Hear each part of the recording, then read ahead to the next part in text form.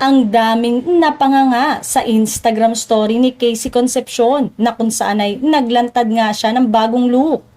Mga bahagi ng katawan na tinatago-tago niya noon dahil nga sa nakakalokang standard ng mga netizen na dapat ang artista payat, sexy o may abs. Aminado naman si Casey na iba ang hubog ng kanyang katawan na nasa side niya siya ng mga babae na hindi yung mga skinny talaga.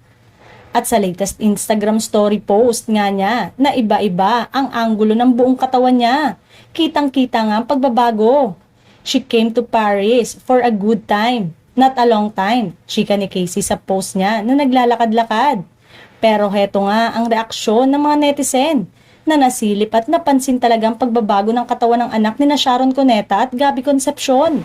Sinabi mo yan noon in one of your interviews na kapag gusto mong pumayat ay carry mo, itodo and look at you now.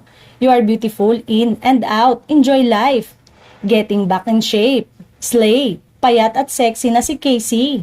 Slowly but surely, keep it up, love that you're getting back in shape.